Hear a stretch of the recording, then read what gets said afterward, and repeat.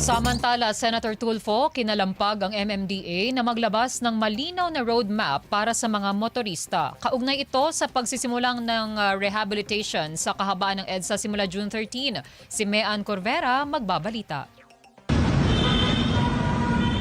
Asahan na raw ang matinding traffic sa EDSA sa June 13 sa pagsisimula ng rehabilitasyon sa kahabaan ng EDSA. Pero hanggang ngayon wala pang inilalabas na alternatibong ruta ang MMDA para sa mga maapektuhang motorista. During rush hour. Kaya si Senator Raffy Tulfo kinakalampag ang MMDA na maglabas ng malinaw na roadmap sa mga rutang maaring daanan pa ng mga motorista. Di ba matagal na ito pinagplanuhan nyo itong rehabilitation sa EDSA?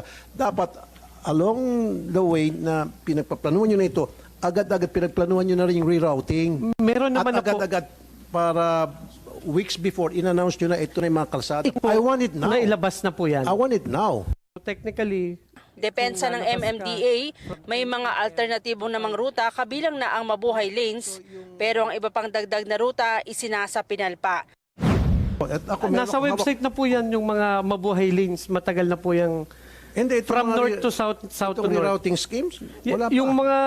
Yung ibang rerouting scheme na publish na rin ho namin. But we're still looking for more alternate routes, especially yung paggamit ng, kung galing ka po dyan sa South Super Highway, may daan po dyan yung sinasabi nating East Service Road na ang tagos mo, C5. Kasi ang C5 and EDSA parallel na kukunti lang ang nakakaalam. Habang inaayos rin ng kalsada, magpapatupad sila ng uneven scheme sa EDSA sa June 13 kung saan ang kanilang dry run tatagal ng 1 buwan. Sabi ni Secretary Vince Dizon kung epektibo ito at makikitang nabawasan talaga ang mga sasakyan sa EDSA, pag-uusapan kung itutuloy pa ang programa. Maaring makatulong rin ayon naman sa MMDA ang implementasyon ng no contact apprehension. Magdadagdag rin sila ng CCTV camera para sa full implementation ng NCAP, pero ang epekto nito maaring mabawasan at maraming traffic enforcers ang mawala ng trabaho.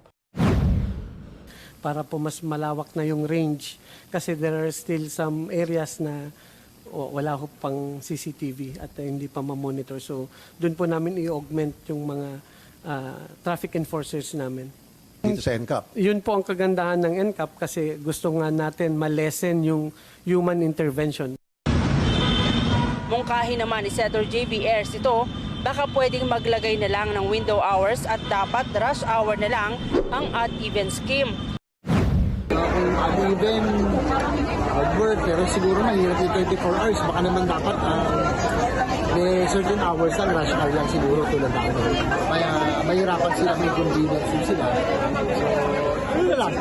You have to adjust from time to time. Tignan muna kung okay muna yung certain hours. Pag kulang, tsaka na sabihin yung 24 hours. Mag-rush hour muna siguro.